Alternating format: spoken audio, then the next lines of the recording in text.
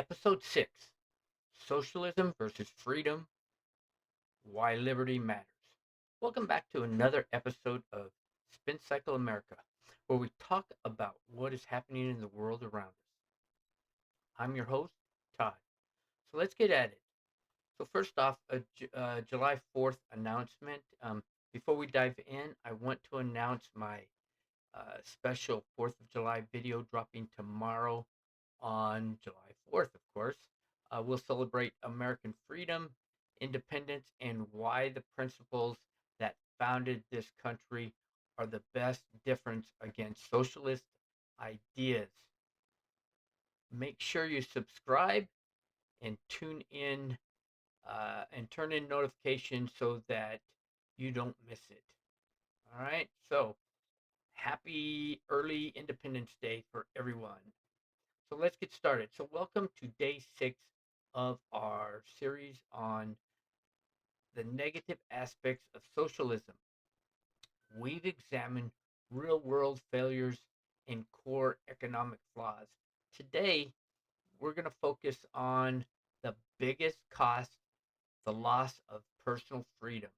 Socialism doesn't just change the economy, it requires control over people's lives to make the system work. So control is inevitable. The people who are pushing socialism will tell you, no, we are not going to control you. We are not going to take away your livelihood. We're not going to control what you do. But in the last couple of segments, we already talked about how they take your property away and how the pay you get is basically the same wages as your neighborhood or as your neighbor. So everybody's getting the same pay. So you tell me how that is not control. That is definitely a couple of forms of control. To enforce central planning and redistribute uh, government needs to power or to control power of speech over speech, movement, work, and property. Uh, so dissent becomes counter revolutionary. So let me back up just a minute here. If you remember over our last president, okay, it was kind of that way, controlled speech. When anybody that was against that particular party and they would put something on Facebook or X, at that time it was Twitter, they would get censored. If it was negative, they got censored. Okay. Now, not so much. Okay, because a different party is in control of the presidency and stuff like that. So it's not there anymore. However, socialism controls it all. So the socialist perspective. So freedom from exploitation, uh, concentrated wealth creates economic disparity, limiting the choice of the working class. So this means your choice is limited. You either work here, there, or there, but that's it. Okay, you don't get to become rich. You don't get to make your own money. You don't get to expand. If you start to make a whole lot of money, they're going to pull it back. They're going to prevent you from making all that money. Uh, they're going to tax you, and I'm going to explain that here in just a minute. Uh, Positive liberty, true liberty, is the ability and resource to pursue human flourishing, not just the theoretical right to do so. So you want to have liberty, the true happiness of living, to be able to prosper, to enjoy life, collective well-being. So public ownership is an essential resource.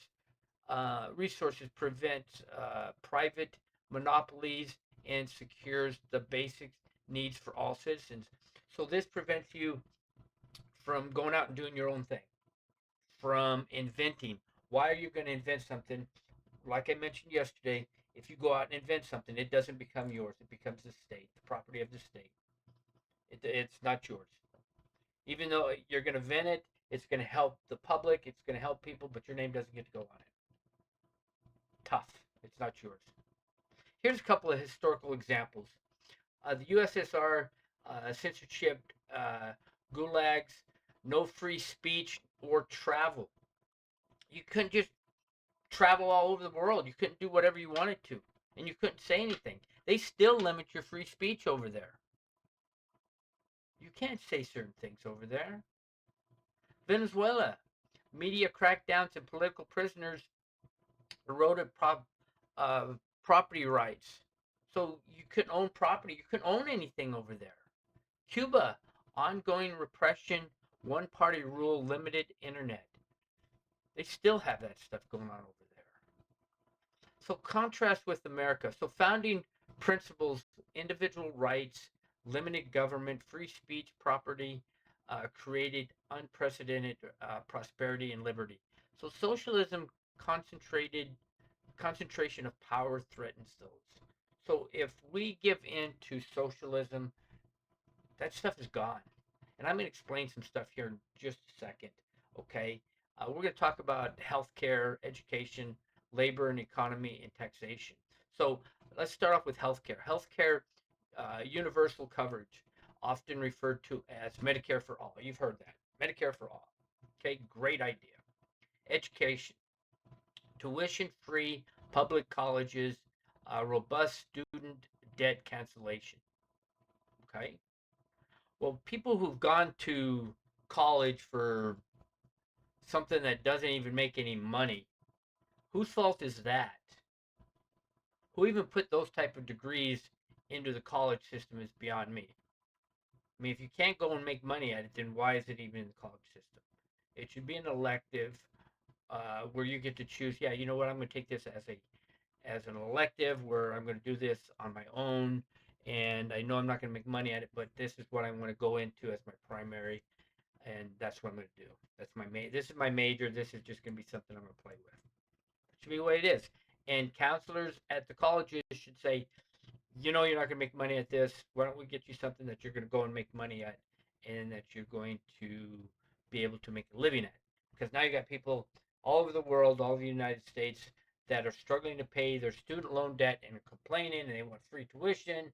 They want their debt paid for, but they were the ones that went to this program, and nobody told them. Their counselors didn't tell them that they weren't going to make any money. The schools just wanted this, and that was the way it went. Okay. Labor and economy, stronger unions, higher minimum wages, and worker-owned corporations. Taxation, steep wealth taxes and heavy corporate regulations to fund public entitlements. So let's talk about these. So these all seem great on paper. Great ideas, all of them, all four of them. But do you think the wealthy really want to pay higher taxes than they already do? I mean, really, should they? Why should they? I mean, they got off their butts and they made their money.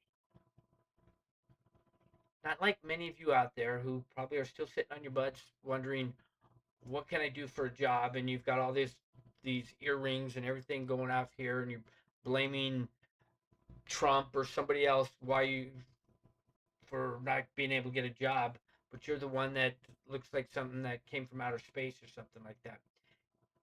Really think about it, okay? I mean, come on.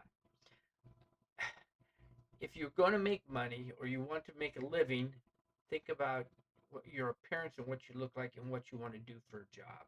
Okay? Don't blame the rich. They went out and they made their money. Okay? Don't lay it on people that are retired either. Okay?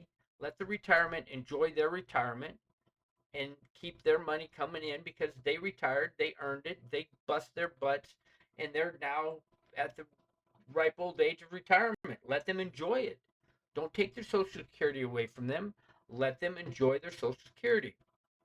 And that's another segment that I'm going to be talking about is Social Security. So, healthcare for all and free education. Who's going to pay the professors on this free education part? Who's going to pay for that? We're talking about across the United States. There's thousands and thousands and thousands and thousands of universities. Counting all the states, all 50 states has universities. Counting junior colleges all the way up to universities. Who's going to pay for those professors? What if they wanted a raise? Now remember, you also want stronger unions, because you mentioned that too. Okay, so you want stronger unions, and I agree 100%. Unions should be stronger. But so these guys are going to join these stronger unions now to get paid more. But who's going to pay them? Who is going to pay these guys? I don't know. You tell me. Higher minimum wage. So say goodbye to the best foods in town, because I believe that your mom and pop restaurants are probably one of the best foods type of restaurants in town. Well, who's going to pay for them? Who's going to pay? They're not going to be able to afford to pay labor, because they hire people. They can't afford to pay them. Are you kidding me? $20 an hour. Get real. It's already $10 for a burger. They can't afford that. And you say, and then also say goodbye to your fast food restaurants as well. No one can go out and eat nowadays. Many already spend at least $10 for a burger. So for two people to go out now to a fast food restaurant, it can cost you about $30 to go out and eat. Just to a fast food restaurant. So much for date night. I mean, really? Come on. Give me a break. Socialism, yeah, sure. You may want to think this one over before you start voting for socialism. Do some research on it. Modern relevance. Growing calls for heavy regulation, cancel culture, and government outreach echo patterns that weaken freedom. So in conclusion, let me go ahead and close this up here. So in conclusion, socialism and true liberty are fundamentally at odds with each other. The more government control the economy, the less freedom people have. And this, in the United States, was founded on freedom. Freedom of speech, freedom of everything. Why do you think people come here? Why do you think the United States is a melting pot for people to come to? As long as they come here the right way. Not the wrong way, by sneaking in through the borders, and because we had an open border, and not by sneaking in through different avenues, okay? All right, so don't forget, my special 4th of July video is coming out tomorrow, July 4th, celebrating American independence and the values that make us strong. Subscribe and share this series so more people will understand what is at stake. What freedom concerns you the most in this debate? In these debates, comment below. And thanks for watching day 6. See you all on the next episode of Spin Cycle America, and God bless America.